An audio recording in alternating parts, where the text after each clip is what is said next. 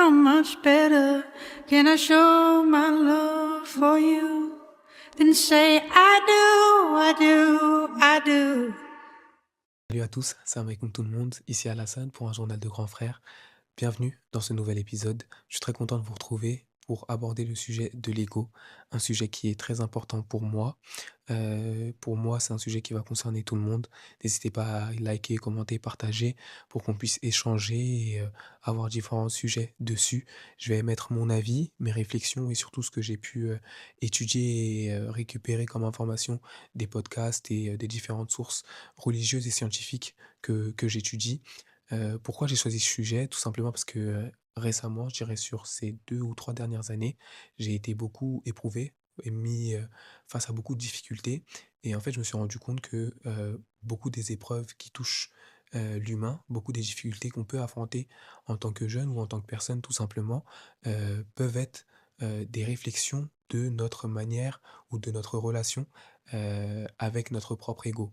Donc je me suis dit que j'allais faire cet épisode-là qui je trouve est très intéressant, à explorer. N'hésitez pas à me dire ce que vous en pensez et c'est parti. Entrer dans le sujet de l'ego, on va commencer par le définir. L'ego, c'est, notre nous intérieur. Moi, comment je définis ça? L'ego pour moi, c'est, on va dire notre enfant intérieur. C'est, notre personnalité, notre capacité à prendre des décisions, à nous comparer à certaines personnes, à réagir aussi à beaucoup de situations ou à toutes les situations d'une certaine manière qui va être basée sur notre histoire, sur notre personnalité, sur notre vécu et souvent l'ego n'incite pas forcément à prendre toujours les bonnes décisions. Je m'explique. En islam, on va parler de 2 types d'ego.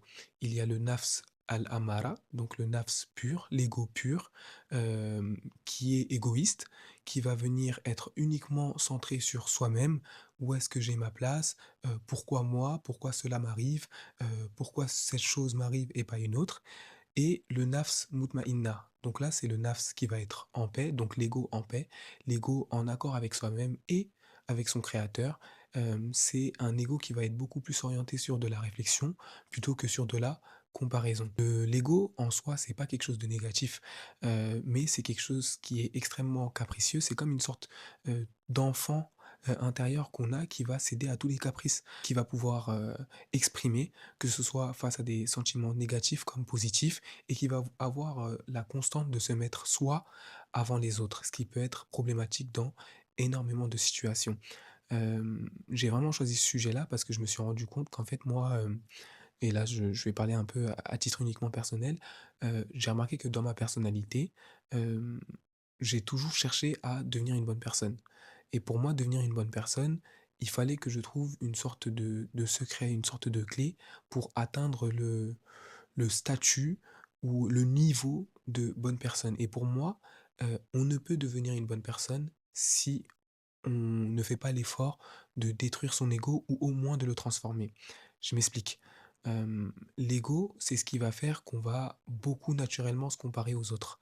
Donc ça va créer des sentiments comme de la colère, de la jalousie ou de la tristesse quand on estime qu'on n'est pas, hem, au niveau ou jugé ou pris en compte comme on le voudrait. Sauf que le problème chez l'humain, c'est que, mais il y a que l'humain A qui pense comme l'humain A. Par exemple, il n'y a que moi qui pourrais penser, à moi comme moi. Ça fait beaucoup de moi, mais je veux dire, il y a qu'Alassane pour penser comme Alassane et de la même manière, seul mon frère pourra penser à lui comme il pense à lui. Le problème est que si, je ne fais qu'écouter mon ego ou que mon frère ne fait qu'écouter son ego ou que mon ami ou mes parents ou mon entourage et cetera, ça va créer plein de situations où, heu et je l'ai remarqué dans plein d'histoires autour de moi, dans des histoires que j'ai vécues et cetera, où bah, un petit rien va créer des situations gigantesques, alors que finalement, si chacun d'entre nous avait fait l'effort de travailler, de transformer un petit peu son ego, de surtout le faire taire,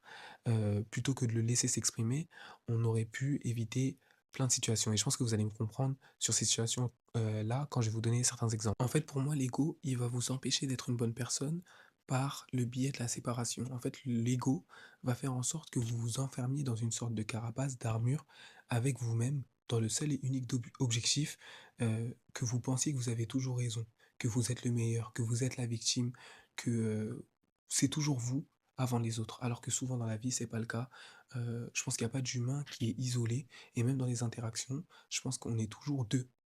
Ou au moins, on est au moins 2 et ou plus et si on réfléchit, au groupe et pas, de manière égoïste du coup, bah, je pense qu'on avance mieux et que on arrive à se sortir plus rapidement de certaines situations qui peuvent être compliquées à vivre, notamment l'injustice, plutôt qu'en ruminant les choses, ce qui peut mener à, bah, la dépression, comme je l'ai pu en parler dans mon épisode sur la dépression, où, bah, la réflexion excessive va mener, bah, la personne qui est sujet à ce genre de réflexion a des états de tristesse extrême, alors que peut-être qu'une autre manière de réfléchir pourrait bah, l'aider à s'en sortir. Je parlais de la séparation et du fait que l'ego empêche d'être une bonne personne.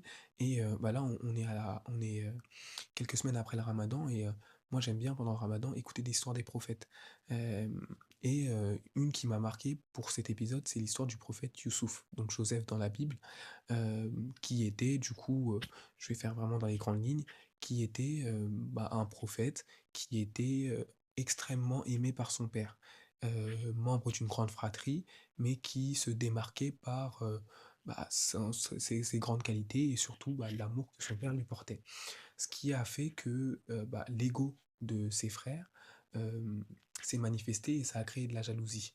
Et ça part de et ça nous est tous arrivé, heu, pourquoi pas moi? Pourquoi lui et pas moi? Pourquoi, telle chose de positive lui arrive et pas à moi? On se compare très rapidement quand on n'a pas quelque chose, mais ça c'est naturel chez l'humain parce que l'humain il est très envieux de base et bah, l'ego ça va venir multiplier, cette envie-là. Ce qui a fait que, bah, ces frères-là ont fait un acte terrible qui est de jeter, Youssouf, donc Joseph, dans un puits. Et là, on voit, à quel point l'ego poussé à l'extrême peut mener à des actions, bah, quasi irréparables ou irréparables des fois parce que, et là je vais donner un exemple, personnel. Moi, je suis quelqu'un qui a du mal avec l'injustice en général, qu'elle me soit faite à moi ou aux personnes que j'aime. Et en général, je réagis vraiment de manière, bah, je dirais excessive. Je réagis vraiment de manière excessive quand je vois que quelqu'un fait une injustice autour de moi, je réprimande, mais je m'arrête pas seulement au fait de réprimander. Parce que en vérité, moi, j'ai pas de pouvoir de décision ou pouvoir d'action sur quelqu'un. J'ai seulement le pouvoir de conseil et encore, le pouvoir de conseil, souvent, faut l'utiliser quand on nous demande le conseil ou quand on sent que la personne, elle est au moins réceptive. Mais venir, réprimander ou se permettre de juger quelqu'un, c'est une manière aussi de manifester son ego, parce qu'on pense bien faire, mais en réalité, on veut seulement satisfaire son ego et de se dire, voilà, j'ai fait la bonne chose, je lui ai montré le bon chemin, et demain, si la personne ne vous suit pas, vous serez en capacité de la blâmer parce que vous avez pu bah, la réprimander au moment où c'était le début de l'injustice. Donc je reprends sur mon exemple. Moi, je me suis retrouvé dans plusieurs cas où, pour défendre les gens ou pour me défendre moi-même, j'ai eu des paroles excessives, j'ai montré de la colère, j'ai vraiment tapé du poing sur la table pour dire: «Voilà, ça c'est une injustice, je n'apprécie pas, j'aimerais que ça change» et cetera. Le problème étant que, bah, avec, le temps, avec, bah, mon âge qui a augmenté, avec, mes réflexions sur mes interactions, voilà, qui peuvent être, parfois houleuses avec, des membres de mon entourage, je me suis dit: «Mais, finalement, Alassane, bah, tu qui en fait?» Dans le sens où qui es-tu toi pour te permettre de juger quelqu'un sur une action qu'il a faite? Qu'elle soit bonne ou mauvaise? Surtout si elle est mauvaise, dans le sens où tu ne sais pas ce qui l'a mené à faire cette chose-là. Peut-être des fois, il y a des mauvaises actions qui sont injustifiables, bien sûr, mais est-ce que la personne, elle a eu la capacité au moment où elle a pris la décision, est-ce qu'elle a eu la maturité comme toi? Ou est-ce qu'elle a eu la chance comme toi d'avoir un entourage positif qui, lui aurait permis de ne pas faire cette action-là? Et je me rends compte que souvent, quand on réagit, à une situation, on pense à nous avant de penser à la personne. Surtout quand c'est une interaction extérieure à nous. Quand quelqu'un nous dit quelque chose qui nous blesse, quelque chose qui nous plaît pas ou fait quelque chose bah, d'hors du commun ou de quelque chose voilà, dont on n'est pas habitué ou qu'on n'apprécie vraiment pas, souvent on se met à penser à nous-mêmes. On se dit des phrases comme, «Bah, comment il a pu me faire ça? Pourquoi il me fait ça à moi? Je ne mérite pas ça» et cetera. Donc on se met à penser à nous-mêmes d'abord, au lieu de penser à la personne en face. Après, je dis pas qu'il faut le faire dans toutes les situations, bien sûr, il faut savoir mesurer, garder, bien sûr, surtout quand on parle de situations extrêmes comme de la violence et cetera. Bon là, Je pense que sans même, entrer trop dans les détails, vous comprenez que, voilà, il y a des situations où il faut même pas se poser la question. Mais je parle de plus des situations où ça va être autour de discussions, d'incompréhensions, où, bah, malheureusement, moi, j'ai beaucoup été, témoin de situations où, bah, des relations se sont arrêtées pour des malentendus ou pour des non-dits et souvent, je le dis souvent aux membres de mon entourage, je dis: «Bah, là, tu parles avec ton ego. Tu laisses seulement ton ego s'exprimer et si tu laisses ton ego s'exprimer et que tu continues à être aveuglé par ton ego, parce que pour moi l'ego c'est quelque chose qui aveugle les gens, bah, tu finiras par tout perdre. Parce que je pense qu'une personne qui marche seulement avec son ego, à la fin elle pourra seulement marcher seule et elle finira malheureuse de toute façon parce que l'ego ça nous pousse à penser qu'on est la meilleure personne sur terre, alors que factuellement il y a personne qui est meilleur qu'un autre. Il y a des gens qui ont plus de facilité seulement et d'autres qui ont plus de difficultés. Mais oser penser qu'on est meilleur qu'un autre, je pense que c'est le début de notre propre fin. Donc voilà, donc sur l'ego, en fait, ce qu'il faut vraiment retenir, c'est que ça nous enferme dans une carapace où on déteste, et vraiment l'ego déteste être mis en question, accepter qu'il a tort. On a un confort humainement, on est dans le réconfort quand on est avec nous-mêmes, avec nos propres défauts. Et je trouve qu'aujourd'hui, la société, elle est beaucoup tournée dans le sens où bah, on blâme toujours un élément externe plutôt que soi-même. Faut pas aller dans le blâme extrême parce que ça peut aussi mener à la dépression du coup et c'est pas l'objectif. Mais je pense que c'est très important d'avoir un niveau d'autocritique assez haut pour se rendre compte que bah, souvent dans les situations où on est mis en difficulté, il y a une grande partie qui vient de nous-mêmes avant de venir des autres. Et voilà, donc l'ego en fait il déteste le changement et il préfère ignorer les éléments qui vont le faire changer plutôt que d'accepter la réalité qui est que bah, on est imparfait et que pour devenir une bonne personne, pardon, il va falloir avoir des changements constants et limite tous les jours prendre la décision d'être une meilleure personne que la veille. Pendant que je faisais mes recherches, je suis tombé sur un proverbe que j'ai trouvé très beau hein, qui dit on ne peut pas aider quelqu'un, donc on ne peut pas tendre sa main vers quelqu'un quand on a le poing serré autour de ses certitudes. Donc je vais reprendre l'exemple de l'histoire de Joseph, donc de Youssouf.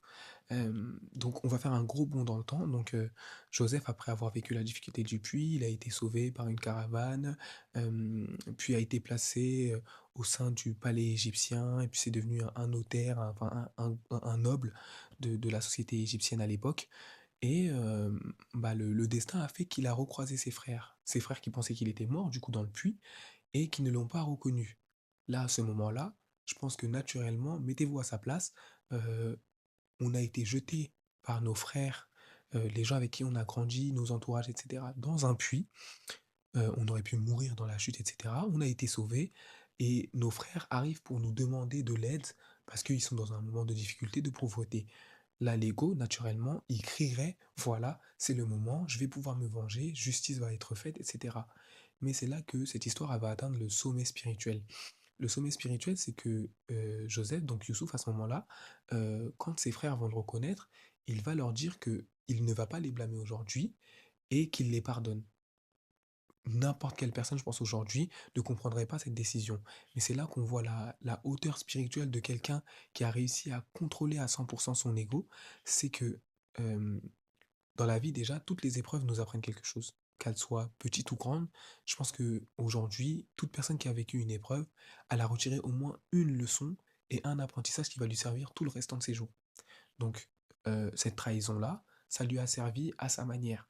Donc, lui qui pardonne, cette épreuve-là, moi, cette histoire-là m'a beaucoup touché parce que je me rends compte que bah, dans la vie, en fait, il n'y a rien qui est aussi profond, et je pense, enfin, au moins très peu d'éléments qui sont si profonds qui justifient de couper des relations, d'entrer dans des cercles vicieux, des cercles de haine, des cercles de vengeance, parce que finalement, la vengeance, c'est vraiment l'émanation totale de l'ego. C'est l'ego qui vient hurler moi, il faut que je me venge, il faut que justice me soit faite, il faut que j'ai la satisfaction de voir l'autre souffrir comme il m'a fait souffrir, alors que dans le fond, si on prend l'action de se venger, quand quelqu'un nous a fait mal, euh, en réalité, si c'est quelqu'un qu'on aime, c'est lui le perdant. Dans le sens où, si vous vous aimez, vous êtes gagnant. On ne peut pas perdre en aimant quelqu'un, on ne peut pas perdre en traitant bien quelqu'un, on ne peut pas perdre en voulant aider quelqu'un. Par contre, on peut perdre quand on ne saisit pas la valeur de la main qui nous est tendue. Donc pourquoi vouloir se venger quand quelqu'un a mal agi, alors qu'on peut tout simplement le laisser et essayer, de l'aider à réfléchir à son tort plutôt que, bah, de lui remettre son tort dans la figure ou d'essayer de se venger de quelque manière, que ce soit. Donc, l'ego en soi-même, c'est pas quelque chose de mauvais, mais en grandissant, en fait, et au fur et à mesure des expériences, il va prendre de plus en plus de place. Et je pense que c'est vraiment très important et moi, c'est vraiment le but de ce podcast-là. Moi, ce que j'aimerais, c'est que ce podcast-là, ce soit, des petites pistes de réflexion, des petites clés, qui nous mèneraient à être de meilleures personnes pour nous-mêmes, déjà, d'abord, parce que je pense que quand on maîtrise son ego, dans nos interactions avec les gens, que ce soit au travail, que ce soit avec la famille, que ce soit dans les relations amoureuses. Et je trouve que dans les relations amoureuses, aujourd'hui, beaucoup ne fonctionnent pas parce que c'est des concours d'ego. Hem, L'homme doit ça à sa femme, la femme doit ça à l'homme. Mais les, relations amoureuses ne sont pas des relation de dette. Il y a pas, uniquement: «Tu me dois ça, je te dois ça. Ah bah, tu m'as pas fait ça, donc je te ferai pas ça» et cetera. Et même dans les amitiés, souvent on dit que les amitiés ne fonctionnent pas parce que, bah, un envoie un message, l'autre n'envoie pas et cetera. Alors que, bah, on a tous des personnalités différentes. Il y en a qui ont plus de facilité sur certains sujets et d'autres, sur d'autres aspects de la relation. Enfin on est tous tellement, particuliers les uns les autres, on est tellement tous uniques que je trouve ça vraiment nul de faire des sortes de règles. Je trouve qu'aujourd'hui, surtout chez les jeunes, pardon, je trouve qu'il y a beaucoup de règles antisociales où on va venir nous dire que, bah, un tel ne vous respecte pas s'il a agi de telle manière, s'il a eu telle, action. Certes, il y a des moments où une personne, vous manque de respect, mais, est-ce que le manque de respect justifie que vous arrêtiez la relation si vous l'aimez? Est-ce que le manque de respect ou votre ego justifie le fait que vous devriez arrêter toute interaction avec un humain dès qu'il fait quelque chose qui vous, insatisfait? Franchement, je pense pas et je pense que, bah, le monde serait meilleur si, bah, les gens faisaient taire un petit peu leur ego. Parce que si on regarde, le racisme, c'est de l'ego. Je pense être meilleur que la personne de telle race ou de telle origine. Les guerres, c'est de l'ego. Mon pays est meilleur qu'un tel ou mon pays mérite tel ou tel territoire et cetera. Donc je rentre, en guerre. Après les divorces et cetera, bon ça c'est très particulier parce qu'il peut y avoir, plusieurs raisons, mais souvent les arrêts de relation, c'est basé sur l'ego. Il a fait ça, ça ne me plaît pas, elle a fait ça, ça ne me plaît pas. Mais personne n'a la patience de se dire: «Bah, on va travailler, on va avancer, on va essayer de s'aider à s'améliorer et à avancer». Bien sûr, après j'ai un peu vulgarisé beaucoup de sujets. Je sais que des sujets politiques comme la guerre et cetera, c'est beaucoup plus profond que ça, mais je trouve que tout, part de l'ego. Et si on regarde même, spirituellement, dans toutes les religions, du moins monothéistes, que j'ai principalement étudiées, le christianisme et l'islam surtout, bah, le premier péché, c'est un péché lié à l'ego. Le Shaitan, donc le diable, qui refuse de se prosterner face à Adam, parce qu'il se sent meilleur que lui. Donc même le premier péché, qui a mené à tout ce qui se passe après, sur terre et cetera, à tous les péchés et cetera, c'est l'ego. Donc l'ego vraiment c'est quelque chose de destructeur et je pense que l'ego aussi c'est quelque chose qui nous empêche d'avancer, même dans nos relations avec nous-mêmes. Parce que si on regarde, l'ego ça nous met dans un confort, qui nous dessert. L'ego ça nous fait penser qu'on est meilleur que les membres de notre entourage quand on a quelque chose qu'on a réussi. Mais ça nous fait aussi penser que les membres de notre entourage sont injustes quand une seule chose n'est pas faite pour nous. Bah, par exemple, un membre de votre entourage vous dit une parole blessante. Hem, Certes, c'est une injustice, si elle n'est pas justifiée et que la parole vous blesse et que voilà, ça n'avait pas lieu d'être. Maintenant, si vous voulez vous venger, si vous entrez dans une colère tellement excessive que, bah, vous répondez aussi une parole blessante, c'est que vous avez laissé votre ego s'exprimer. Parce qu'il y a rien qui justifie le fait de rendre le négatif au négatif. On vous a fait quelque chose de mal, vous pouvez patienter. On vous a fait quelque chose de mal, vous pouvez ignorer. On vous a fait quelque chose de mal, vous pouvez le transformer en quelque chose de positif. La seule, le seul paramètre qui va venir changer, votre réaction, c'est l'ego. Donc voilà, pour ce que j'ai retenu de cette histoire de Youssou, vous me direz ce que vous en pensez sur ma petite analyse. Voilà, donc moi, c'est ce qui m'a vraiment, fait vibrer ce ramadan-là. Ce dernier ramadan, ça a vraiment été un ramadan très particulier pour moi, parce que je trouve que c'est un ramadan où j'ai vraiment eu beaucoup de réflexions sur la personne que j'étais profondément. Et ce que j'aimerais que vous fassiez avec moi, c'est, l'exercice qui ne serait pas de supprimer son ego comme j'ai dit en début d'épisode ou de détruire son ego. J'avais beaucoup cette formulation-là au début, mais en fait, c'est impossible. L'ego, c'est nous-mêmes, c'est une forme de nous-mêmes, donc le supprimer, ce serait se supprimer soi-même. C'est impossible. Mais ce serait de le mettre sur le côté passager plutôt qu'au volant de notre propre vie. J'aimerais et que vous le fassiez avec moi, donc cet exercice lumière pour rester dans la DA de mes épisodes.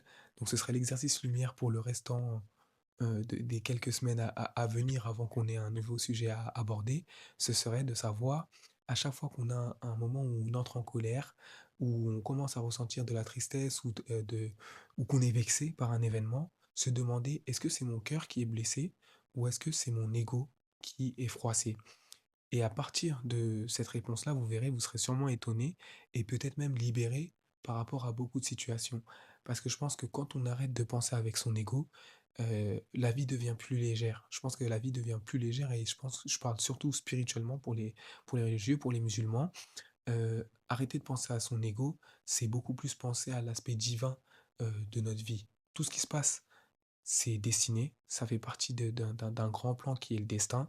Euh, Notre part de contrôle dans ce qui se passe dans la vie, elle est très fine et en général, ce qu'on contrôle en général, c'est les interactions avec nous-mêmes. Les interactions avec les gens, en maîtrisant notre ego, souvent elles tournent au positif, même quand ça part d'une situation négative et j'en ai fait l'expérience moi-même. Donc je vous remercie d'avoir écouté cet épisode. J'ai essayé de vous organiser, de mettre en ordre plusieurs réflexions liées à plusieurs histoires différentes. Une histoire issue de la religion, une histoire qui est un peu plus personnelle et des histoires de mon entourage aussi. J'espère que cet épisode il vous aura plu. J'ai essayé de ne pas faire très long. Parce que pour moi, le principal, c'est surtout d'axer sur les pistes de réflexion. Et ce que j'aimerais que vous fassiez en écoutant cet épisode, si vous l'écoutez à plusieurs, c'est de faire pause à des petits moments et de réfléchir et de vous poser la question à quel moment est-ce que j'ai vécu ça ou de prendre peut-être la dernière fois où vous avez été en colère envers quelqu'un ou la dernière fois où quelque chose vous a vexé et de vous poser la question si vous avez ressenti ça parce que ça vous touchait vraiment personnellement et à votre vous intérieur ou est-ce que c'est parce que votre ego a été touché et que vous vouliez réagir. Voilà, je vous remercie de m'avoir écouté. C'est toujours un plaisir de vous retrouver et d'échanger avec vous. N'hésitez pas à commenter, liker, partager cet épisode pour qu'il touche un maximum de personnes et qu'il soit une cause de bien. Du moins, je l'espère. Je vous dis à bientôt pour le prochain épisode. Portez-vous bien. Salam alaikum tout le monde.